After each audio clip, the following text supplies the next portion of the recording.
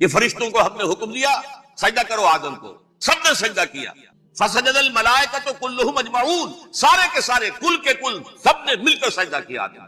اللہ کے حکم سے فوراً قابل کر دی. الا ابلیس ابا واستکبر وکان من، ابلیس نے نہیں کیا، انکار کیا، استکبار کیا، گھمنڈ. اور اس کو سورہ کہف میں بیان کر دیا گیا، یہ اس لیے کہ وہ اصل میں جنات میں سے تھا، اگرچہ شامل تو تھا فرشتوں میں اس وقت. کانا من الجن ففسق عن امر ربہ، وہ اصل میں جنات میں سے تھا، اس وجہ سے وہ اپنے رب کے اس فیصلے کے خلاف کھڑا ہو گیا، سرکشی تھی اس میں. یہ معاملہ اتنا اہم ہے، اب آپ سمجھیے کہ 7 مرتبہ سورہ بقرہ، سورہ اعراف، سورہ حجر، سورہ بنی اسرائیل، سورہ کہف، سورہ طٰہٰ، سورہ صاد، 6 مکی صورتوں میں ذکر ہے یہ، اور ایک مدنی صورت سورہ بقرہ. ان میں سے اکثر مقامات پر پھر جب اللہ نے کہا کہ اچھا تم نے یہ سرکشی کی ہے اور ہمارے حکم کی خلاف ورزی کی ہے تو یہاں سے نکل جاؤ، دفع ہو جاؤ، تم مردود ملعون، ان علیک لعنتی الی یوم الدین، اب تجھ پر لعنت رہے گی میری قیامت کے دن. اس نے کہا اچھا پروردگار پھر مجھے ذرا مہلت دے دے، رب فانظرنی الی یوم یبعثون، قیامت تک میری زندگی طویل کر دے. فذهب فانک من المنظرین، کہہ دیا اچھا جاؤ تمہاری یہ درخواست بھی میں قبول. اس نے کہا پروردگار اب میں اس آدم کو بھی گمراہ کر کے چھوڑوں گا اور آدم کی نسل کو تباہ کر کے چھوڑوں گا. انتہائی شدید چیلنج کے انداز میں یہ قرآن مجید میں 4-5 مرتبہ میں نے صرف 2 جگہ سے آپ کو کوٹ کر کے سنایا تھا. سورہ اعراف میں اللہ تعالیٰ فرماتے ہیں قال، اس پر ابلیس نے کہا فبما اغویتنی، تو اے رب جو تو نے مجھے گمراہ کیا ہے، مجھے دلیل کر دی، مجھ پر فوقیت دے دی، اس کو انا خیر منہ، میں اس سے بہتر ہوں. خلقتنی من نار وخلقتہ من طین، بنایا تو نے مجھے آگ سے اور اس کو بنایا مٹی سے، پھر مجھ سے مطالبہ کہ میں سجدہ کروں اور میں نے سجدہ نہیں کیا تو تو نے مجھے ملعون قرار دے دیا. قال فبما اغویتنی لاقعدن لهم صراطک المستقیم، اب میں یہ نسل آدم کے لیے اس کو برباد کرنے کے لیے تیری سیدھی راہ کے اوپر گھات میں بیٹھوں گا، سیدھے راستے پر چلنے نہیں دوں گا. ثم لآتینہم من بین ایدیہم، پھر میں ان پر حملہ آور ہوں گا، ان کے سامنے سے بھی، ومن خلفہم، ان کے پیچھے سے بھی، وعن ایمانہم، ان کے داہنی جانب سے بھی، وعن شمائلہم، ان کے بائیں جانب سے بھی، ولا تجد اکثرہم شاکرین، اور تو دیکھے گا کہ ان کی اکثریت تیری شکر گزار بندوں پر مشتمل نہیں. یہ چیلنج اور ایک چھوٹا سا چیلنج جو سورہ صاد میں آیا ہے، اور یہاں تو اس نے اللہ کے جلال کی قسم کھا کر کہا قال فبعزتک لأغوینہم اجمعین، اے رب تیری عزت، تیرے جلال کی قسم ہے میں ان سب کو گمراہ کر کے چھوڑوں گا. الا عبادک منہم المخلصین، سوائے ان میں سے وہ کچھ لوگ جنہیں تو خالص اپنا بندہ بنا لے، جنہیں تو اپنا بندہ بنا لے. مخلص، مخلص نہیں، مخلص یہ مفعول ہے، فاعل نہیں ہے، جسے تو بنا لے. بعض لوگوں کو اللہ چن لیتا ہے، وہ اجتباک، تمہیں چن لیا ہے، استفاء، اجتباء. وہ بچیں گے جن کو تو اپنی خاص امان میں لے لے گا، باقی میں سب کو گمراہ کر دے. یہ ہے اصل دنیا میں نوع انسانی کا ابدی دشمن، ازلی سے ابدی تک. اور اس میں نوٹ کیجئے کہ اس کی اصل بنیاد کیا ہوئی؟ 2 لفظ، تکبر اور حسد. استکبر، تکبر، انا خیر منہم، میں اس سے بہتر ہوں. یہ ساری بس کی گانٹھ یہی ہے، سب سے بڑی گمراہی کی وجہ یہی ہے. اسی لیے کہا ہے حدیث میں لن يدخل الجنہ من کان فی قلبہ مثقال حبۃ من کبر، جنت میں ہرگز وہ شخص کبھی بھی داخل نہیں ہو سکے گا جس کے دل میں رائے کے دانے کے برابر بھی کبر. تکبر سب سے بڑا. الکبر ردائی، اللہ فرماتا ہے یہ تکبر یہ تو میری چادر ہے. کوئی شخص تکبر کرتا تو گویا میری چادر گھسیٹ رہا ہے میرے کندھے سے.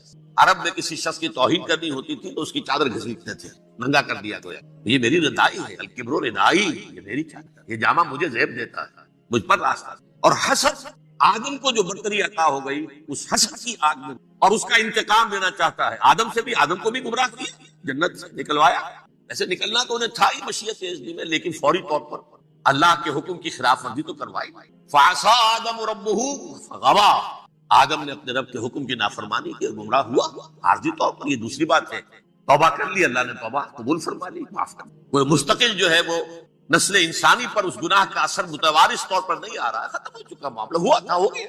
فتلقى آدم من ربہ کلمات فتاب علیہ انہ هو التواب الرحیم.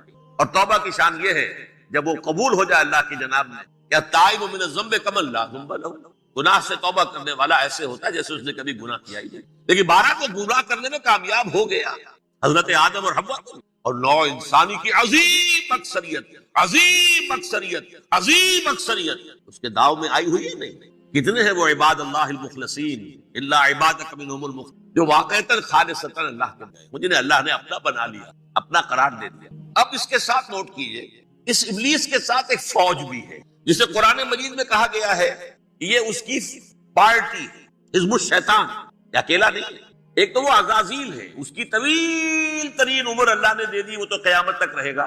باقی بھی جنات جو ہیں ان کی نسل میں سے، یا اس کی نوع میں سے، اس کی نسل میں سے، جنات کی عمریں انسانوں کی عمروں سے زیادہ ہیں، بہت زیادہ ہیں، لیکن پھر بھی اتنی نہیں ہے۔ یہ خاص ہے اس کا معاملہ کہ اس نے کہا تھا رب انظرنی الی یوم یبعثون، مجھے دے دے مہلت اس وقت تک تاکہ میں ثابت کر کے دکھا دوں کہ جسے تو نے یہ خلافت دیا یہ اس کا اہل نہیں ہے۔ Let me prove this point ولا تجد اکثرهم شاکرین، تو ان کی اکثریت کو شکر گزار نہیں پائے گا۔ وہ ابلیس جو ہے وہ ریکروٹ کرتا ہے اپنے فوجی، اول تو خود جنات جو اس کے نمبر 1 لشکر ہے۔ قرآن مجید میں اس کا اشارہ دیا گیا ہے انہو یراکم ہوا وقبیلہ من حیث لا ترونہم۔ دیکھو لوگوں، اے انسانوں، وہ ابلیس لعین عزازیل اور جو اس کی قبیلے کے لوگ ہیں، جنات ہیں، وہ تمہیں وہاں سے دیکھتے ہیں اور تاکتے ہیں اور حملہ کرتے ہیں جہاں سے تم انہیں نہیں دیکھتے۔ وہ غیر مرئی ہیں، انویزیبل ہے، تمہیں نظر نہیں آتے۔ ویزیبل دشمن کا وار تو روک لو گے، انویزیبل کا کیسے روکو گے؟ انہو یراکم ہوا وقبیلہ، اکیلا ہی نہیں ہے وہ تو تمہیں تاکتا ہے، تم پر حملہ کرتا ہے، گھات میں لگ کر جو ہے تمہارے اوپر حملہ کرتا ہے، وہ بھی اور اس کے ساتھ اس کے قبیلے کے لوگ جنات بھی، من حیث لا ترونہم، جہاں سے کہ تم انہیں نہیں دیکھتے۔ لیکن اس کے علاوہ وہ انسانوں میں سے بھی ریکریوٹ، رنگ روٹ، وہ جو ہے ان کو اپنے پاس رکھتا ہے فوج کے، جس کی سب سے بڑی مثال کیا ہے؟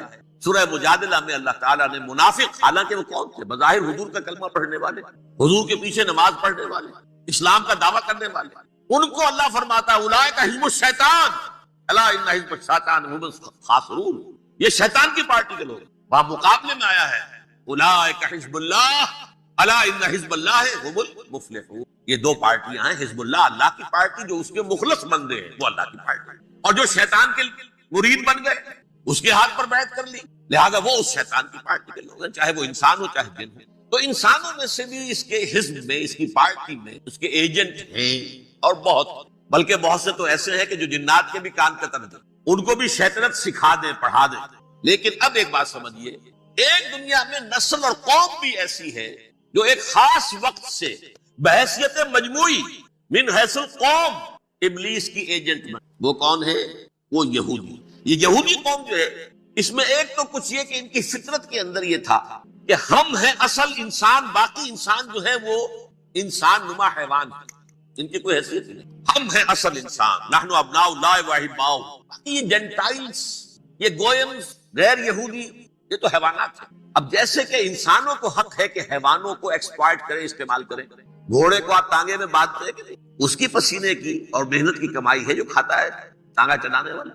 البتہ یہ ضرور ہے کہ چونکہ اگلے روز پھر جوتنا ہے تو کچھ نہ کچھ تو اسے بھی کھلائے گا نا، اپنی کمائی میں سے کچھ دانے کھلائے گا، کچھ اور گھاس دے گا، یا بیل کو جوتنا ہے ہل میں تو کچھ نہ کچھ اس کو دینا ہوگا کھانے کا، لیکن پھر اسے استعمال کرنا۔ تو ان کا مستقل قول یہ ہے کہ اصل انسان ہم ہیں، باقی پوری نوع انسانی ہمارے لیے حیوانوں کے درجے میں، ہم چاہیں جس طرح انہیں استعمال کریں، ایکسپلائٹ کریں، دھوکہ دیں، جیسے چاہیں، لوٹیں کھسوٹیں، سب کچھ کریں، بدہضی کریں، ان سے سود لیں، سب کریں، جو بھی ممکن طریقہ ہو، یہ ہمارے لیے، ہم ڈومینیٹ کریں گے، اور یہ در حقیقت ہمارے اعلی کار ہے۔ ایک تو اس اعتبار سے یہود بقیہ پوری نوع انسانی کے دشمن بن گئے۔ قرآن مجید کی وہ آیت بھی میں نے آپ کو سنائی، وقالوا لیس علینا فی الامیین سبیل، یہ امیین کہتے تھے نا، جو غیر یہودی ہیں، کیونکہ ان کے پاس کتاب تھی، تورات تھی، اور کتاب نہیں تھی کسی کے پاس، لہذا جیسے یہ ان پڑھ ہے، پاگل ہے، جاہل ہے، امی ہے، ہم ہیں صاحب کتاب، ہمارے پاس شریعت، ہمارے پاس کتاب، یہ لوگ ان پڑھ ہیں، جاہل۔ لیس علینا فی الامیین سبیل،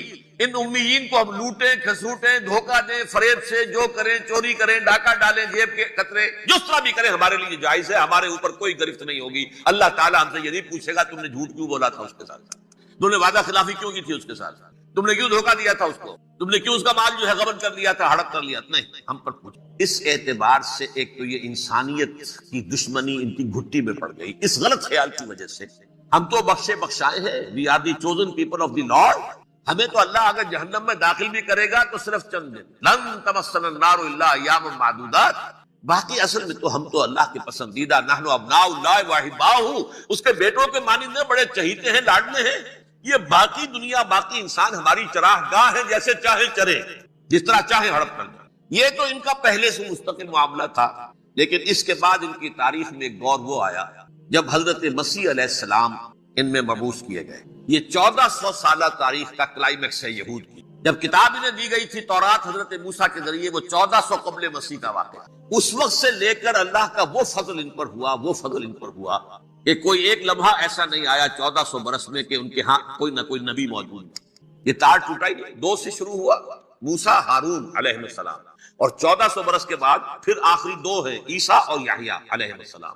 یوں سمجھ لیجئے، اور اس کے درمیان یہ تار ہے، اور اس تار میں کوئی ایک لمحہ ایسا نہیں آیا کہ کوئی نبی موجود ہے۔ اس میں اتار چڑھاؤ بہت سے آیا، اس کا وہ میرا موضوع نہیں ہے۔ اس وقت قبل مسیح کی تاریخ جو ہے وہ میرا موضوع نہیں ہے۔ قرآن مجید میں سورہ بنی اسرائیل کے پہلے رکوع میں اس کا تذکرہ موجود ہے۔ وَقَضَيْنَا إِلَىٰ بَنِي إِسْرَائِيلَ فِي الْكِتَابِ لَتُفْسِدُنَّ فِي الْأَرْضِ مَرَّتَيْنِ وَلَتَعْلُنَّ عُلُوًّا كَبِيرًا۔ 2 مرتبہ ان پر عذاب کے کوڑے برسے، پہلے اشوریوں کے ذریعے سے جو شامی تھے، سیرینز اشوری کہلاتے، پھر بابلیوں کے ذریعے سے یعنی عراقیوں کے ذریعے سے، بیبیلونیا نام تھا عراق کا پہلے، ان پر بہت بڑی بڑی تباہیاں آئیں، اللہ تعالیٰ کی طرف سے عذاب آئے۔ اس کے بعد پھر دوسرے دور میں دوسرا اقتدار کا دور آیا، خربستیاں بڑھ گئیں، تو پہلے گریکس کے ذریعے سے، یونانیوں کے ذریعے سے، اور پھر رومیوں کے ذریعے سے پسوایا۔ یہ دور گزر چکے تھے ان پر، 2 عروج کے دور اور 2 زوال کے دور۔ میری چھوٹی سی کتاب ہے تنظیم اسلامی کا تاریخی پس منظر، 6-7 فٹ کی ہو، اس کو آپ دیکھیں گے تو اس میں اس کا پورا نقشہ آپ کو ملے۔ ویسے تو یہ کہ میری جو ذرا بڑی کتاب ہے سابقہ اور موجودہ مسلمان امتوں کا ماضی، حال اور مستقبل، اس میں میں نے ان معاملات کو بڑی تفصیل سے بحث۔ بہرحال یہ جو دور تھا ان کا 1400 سالہ، وہ اونچ نیچ سے ہوتا ہوا جب آیا ہے حضرت مسیح کی بعثت پر، تو ان کی شرارت کی انتہا یہ ہو گئی کہ اللہ تعالیٰ نے مسیح کو رسول بنا کر بھیجا، رسولاً الی بنی اسرائیل۔ حضرت موسیٰ اور حضرت عیسیٰ کے درمیان رسول کوئی نہیں ہے، سب نبی ہیں۔ حضرت موسیٰ رسول تھے اور حضرت عیسیٰ رسول، درمیان میں داؤد ہو، سلیمان ہو، یشعیاء ہو، زکریا ہو، یہ سب نبی ہیں، یحییٰ نبی ہیں، رسول نہیں ہے، لہذا وہ شہید کر دیے گئے۔ رسول شہید نہیں ہو سکتا، قتل نہیں ہو سکتا۔ لیکن عیسیٰ اور موسیٰ کے درمیان 1400 برس ان کے جو ہیں، اس کا کلائمیکس ہے حضرت مسیح علیہ السلام کی بعثت، اور حضرت مسیح علیہ السلام کو جسے اللہ نے اپنی روح قرار دیا، روح منہ، کلمتہ القاہا الی مریم، اللہ کا کلمہ، عظیم ترین معجزات۔ انہوں نے کیا کہا؟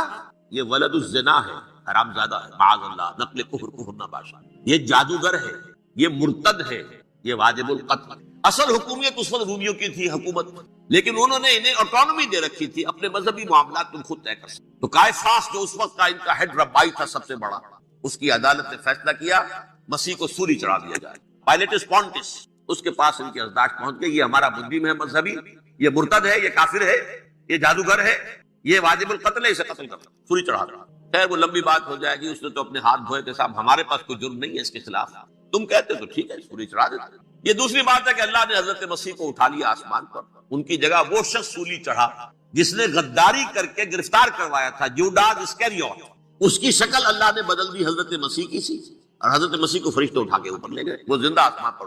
اور یہ ساری تفاصیل نہ قرآن میں ہے نہ حدیث میں، یہ انجیل میں ہے، لیکن انجیل کون سی؟ برنباس کی، gospel of the Lord according to Saint Barnabas. یہ حواریین مسیح میں سے تھے، لیکن عیسائی ان کو تسلیم نہیں کرتے، ان کی بائبل کو صحیح نہیں مانتے، کینونیکل نہیں مانتے۔ 100 انجیلیں تھیں، 104 تھی، جن میں سے 4 چنی ہیں انہوں نے، یہ متی اور جان اور مرکس مارکس، یہ ہے، تو یہ 4 انجیلیں ہیں، انہوں نے تسلیم کیے کہ یہ کینونیکلز ہیں، یہ تو ہیں حقیقی، باقی جو ہے 100 اس کو وہ تسلیم نہیں۔ ان میں سے ایک ہے یہ برنباس، اس میں یہ تفصیل ہے کہ اللہ تعالیٰ نے اس شخص کی، جیوڈاس کی، یہودا جیوڈاس اس کو انگریزی میں، اس کی شکل بدل دی حضرت مسیح کی سی، وہ گرفتار ہوا، وہ سولی چڑھا، وہ غدار تھا، غداری کی سزا اسے ملنی تھی، وہ مل گئی۔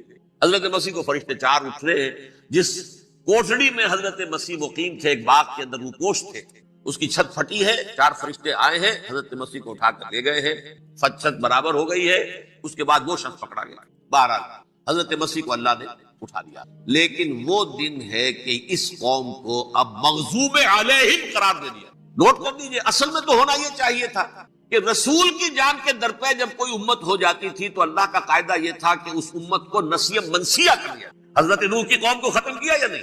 حضرت ہود کی نگاہوں کے سامنے قوم عاد برباد کی گئی یا نہیں؟ حضرت صالح کی نگاہوں کے سامنے قوم سمود برباد ہوئی، یہ اللہ کا قاعدہ رہا۔ سدوم اور عمورہ کی بستیاں حضرت لوط علیہ السلام جہاں بھیجے گئے، مدین کا علاقہ جہاں حضرت شعیب بھیجے گئے، آل فرعون جن کی طرف موسیٰ کو بھیجا گیا سب ہلاک کر دیا، کیونکہ رسولوں کے بارے میں اللہ کا عذاب، نبیوں کے بارے میں یہ بات نہیں۔ نبی آیا، اس نے دعوت دی، جس نے مان لیا اچھا کیا، اپنے لیے اچھا کیا، نہیں مانا اس کی اپنی جو ہے آخرت برباد ہو گئی، دنیا میں کوئی فیصلہ اس کا نہیں۔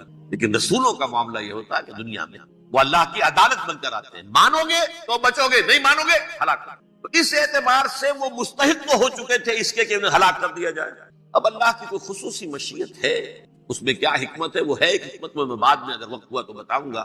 فیصلہ یہ کیا اللہ نے کہ حضرت مسیح کو تو اٹھا لیا زندہ، اور ان کی رسی ابھی مزید دراز کر دی، کہ ان کو ابھی مہلت دے دی کہ تمہیں آخری استیصال، جس کو عذاب اکبر کہتا ہے قرآن، سورہ سجدہ جو حضور ہر جمعے کی پہلی رکعت میں فجر میں پڑھتے تھے، وَلَنُذِيقَنَّهُم مِّنَ الْعَذَابِ الْأَدْنَىٰ دُونَ الْعَذَابِ الْأَكْبَرِ لَعَلَّهُمْ يَرْجِعُونَ، چھوٹے چھوٹے عذاب اور ایک بڑا عذاب، جبکہ قوم بالکل برباد، نسیم منسیہ، کأن لم یغنوا فیہا، ایسے ہو جائیں جیسے کوئی تھے ہی نہیں آبادیاں، لا یرا الا مساکنہم، اب ان کے مسکن نظر آتے ہیں، مکین نظر نہیں آتے۔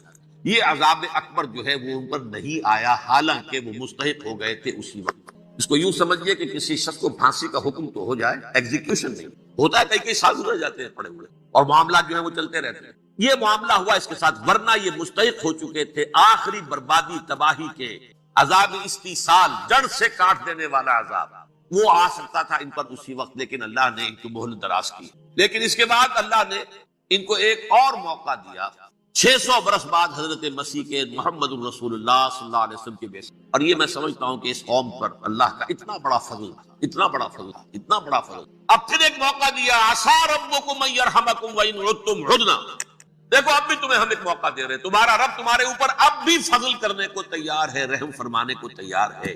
ان ھذا القرآن یہدی للتی ہی اقوم، اس قرآن کے سائے میں آ جاؤ، یہ شاہدرا ہے ہدایت میں آنے کا، اس میں داخل ہو جاؤ، محمد کی تصدیق کرو صلی اللہ علیہ وسلم، دامن محمدی میں آ جاؤ، اب بھی ہم تمہارے گناہ بخش دیں۔ لیکن نہیں، اس قوم نے حضرت محمد صلی اللہ علیہ وسلم کی دشمنی کی کمر کس، اور اب یوں سمجھیے اس تاریخ سے لے کر آج تک یہ گٹھ جوڑ ہے۔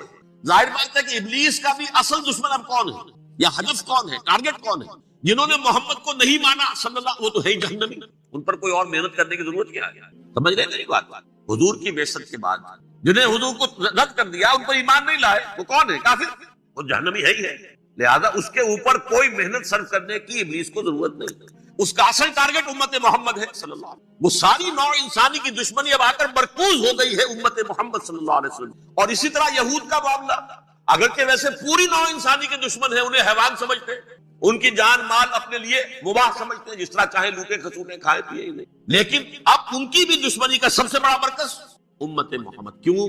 وہی تکبر اور حسد، وہی بیماری۔ انہیں تکبر یہ ہو گیا تھا کہ 2000 سال سے یہ نبوت ہماری میراث، ہماری جاگیر، بنو اسرائیل کے اندر سینکڑوں نبی آئے، 3 کتابیں اللہ نے ہمیں عطا کی، یہ کہاں سے آ گیا محمد صلی اللہ علیہ وسلم؟ معاذ اللہ ثم معاذ اللہ، یہ امیین میں سے، یہ جنٹائلز میں سے، یہ گوئلز میں سے، یہ حقیر ان پڑھ، کہاں ہم کہاں یہ نہیں تسلیم کرے گا۔ حالانکہ قرآن کہتا ہے یعرفونہ کما یعرفون ابناہم، ان کے علماء ایسے پہچانتے تھے حضور کو جیسے اپنے بیٹوں کو پہچانتے ہیں کہ یہ آخری نبی ہے، لیکن تکبر اور حسد کی آگ میں جل گئے۔ اب ان کے بھی دشمنی کس سے ہے؟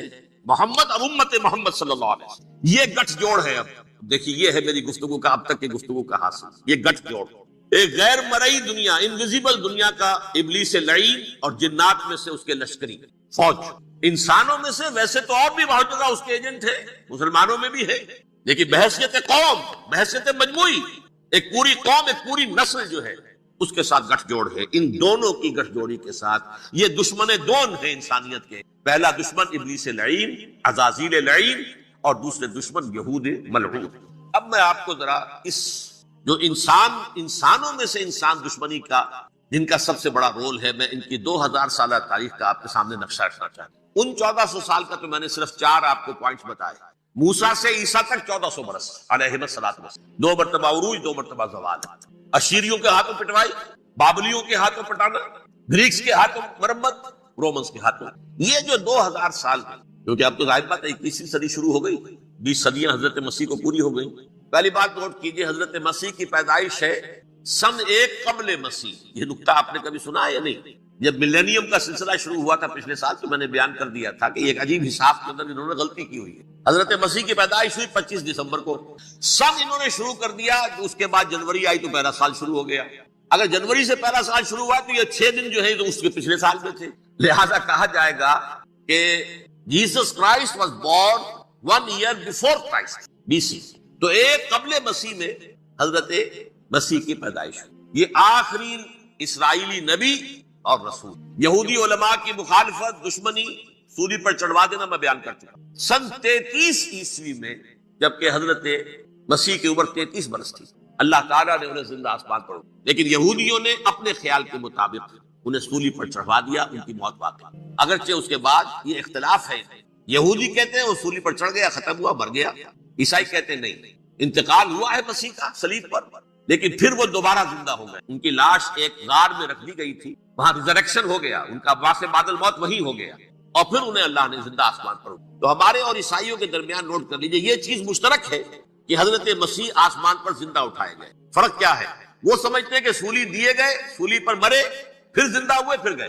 ہم سمجھتے ہیں کہ نہیں، وما صلبوہ وما قتلوہ، انہوں نے نہ صلیب دے سکے انہیں اور نہ انہیں قتل کر سکے، بل رفع اللہ الیہ، اللہ نے اٹھا لیا. پھر ہمارا اور یہ اس کا عیسائیوں کا ایک اور اتفاق ہے، سیکنڈ کمنگ آف جیسس، حضرت مسیح دوبارہ آئیں گے.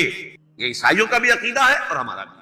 بہرحال تو جیسا کہ میں نے عرض کیا کہ اس وقت یہ عذاب استیصال، عذاب اکبر کے مستحق ہو چکے تھے، لیکن اللہ نے ان کی مدت دراز کی. لیکن ان پر دنیاوی عذاب کا ایک کوڑا جو ہے اللہ تعالیٰ کی طرف سے اسی وقت برسا.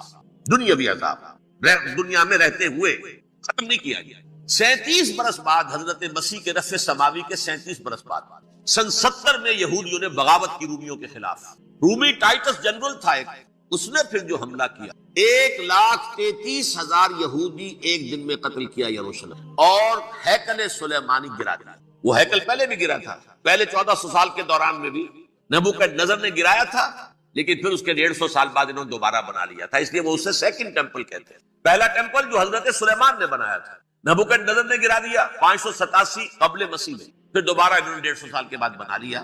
وہ اس تاریخ کا حصہ ہے، میں نے جس کے بارے میں آپ کو تفصیل نہیں بتائی. اس میں یہ ہوا سن 70 میں وہ گرا دیا گیا، وہ آج تک گرا پڑا ہوا ہے.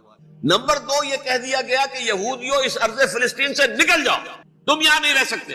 لہذا جس کا جہاں سینگ سمایا چلا گیا، یورپ میں چلے گئے، ایشیا میں آ گئے، عرب میں آ گئے. یہ 3 قبیلے جو رات بھی میں نے عرض کیا تھا، بنو قینقاع، بنو نذیر اور بنو قریظہ، یہ وہاں سے آ کے مدینے میں آباد ہو گئے. جس کا جہاں سینگ سمایا، افریقہ میں، ہندوستان میں، جہاں ڈایاسپورا اسے کہتے ہیں، وہ آپ نوٹ کر دیجیے. ڈایاسپورا ہمارا دور انتشار، جبکہ ہمیں ہماری اصل سرزمین تو فلسطین ہے، حضرت ابراہیم کا مسکن، حضرت اسحاق، حضرت یعقوب کا مسکن فلسطین، یہ ہے ہماری اصل جاگیر، یہ تو ہماری جدی پشتی جاگیر ہے. لیکن یہاں سے نکال دیے گئے سن 70 عیسوی میں، اور وہاں سے لے کے 1917 تک ان کا ڈایاسپورا جاری رہا. یہ دور انتشار. اس دور انتشار کے اب چند حصے ہیں جس کو میں چاہتا ہوں کہ آپ علیحدہ علیحدہ سمجھیں. دور انتشار کا جو پہلا جو ہے تقریباً 300 برس رومی حکمران تھے، وہ یہودیوں کے بھی دشمن تھے اور عیسائیوں کے بھی دشمن. عیسائی اور یہودی ایک دوسرے کے بھی دشمن تھے، لیکن رومی سمجھتے تھے کہ یہ ایک ہی تھیلی کے چٹے بٹے ہیں. رومیوں کے نزدیک عیسائی بھی یہودیوں ہی کا ایک فرقہ تھے، کوئی علیحدہ مذہب تو تھا ہی نہیں. لہذا رومی جو ہیں رومنز، وہ ان دونوں کو ستاتے تھے، مارتے تھے، اور یہ آپس میں لڑتے تھے. یہودی عیسائیوں کو مارتے تھے، عیسائی یہودیوں کو مارتے تھے. یہ ہے 300 برس تک. سن 300 عیسوی میں کیا ہوا؟ ایک معجزہ ہو گیا. بہت عظیم ایمپرر کانسٹنٹائن، قسطنطین اعظم، رومن ایمپررز میں سے بہت بڑا ایمپرر،